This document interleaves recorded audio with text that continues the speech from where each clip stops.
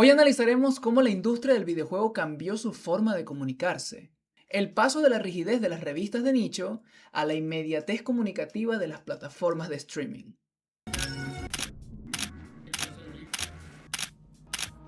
Marquemos los noventas como el inicio de todo esto. Y es que durante esos años la forma de comunicarse de la industria con sus fans era mediante revistas muy de nicho. Revistas como Hobby Consolas, Club Nintendo, Micromanía, Superjuegos o Gamer Pro, entre otras, eran los medios para conocer más acerca de la consola, lanzamientos o simplemente tu personaje favorito.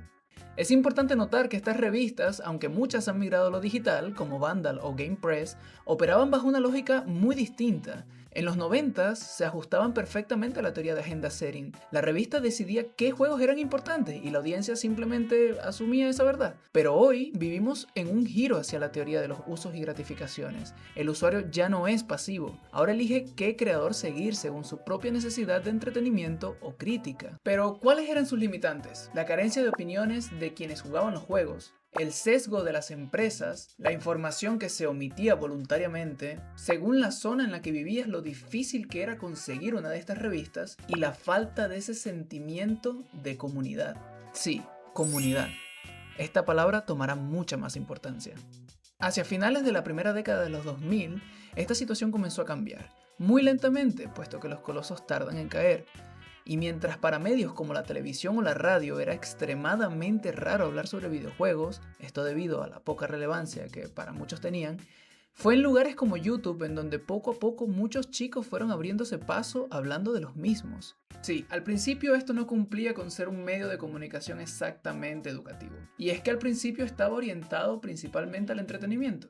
Sin embargo, poco a poco comenzaron a surgir quienes hacían de su espacio uno dedicado al videojuego como un arte más, no solo como una diversión, sino como una forma de expresión real. Fue esta retroalimentación la que también comenzó con el proceso de maduración tanto de los jugadores como de los videojuegos en cuestión.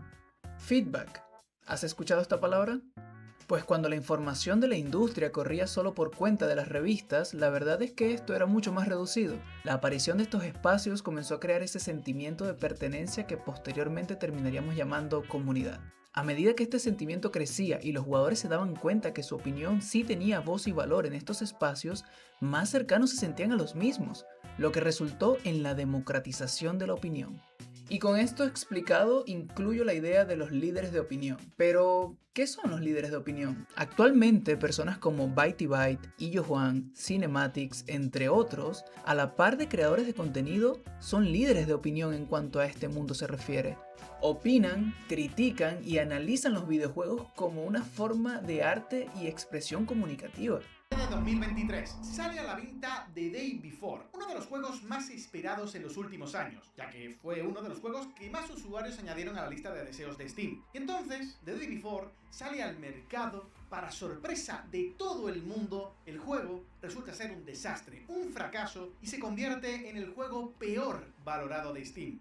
La explosión de Twitch durante la pandemia dejó al descubierto aún más esta brecha que se creó entre las revistas informativas y los creadores de contenido. Tanto es así que en los 90 sería casi mágico pensar en debatir sobre un videojuego con personas de otros países, cuando hoy en día es el día a día en Twitter.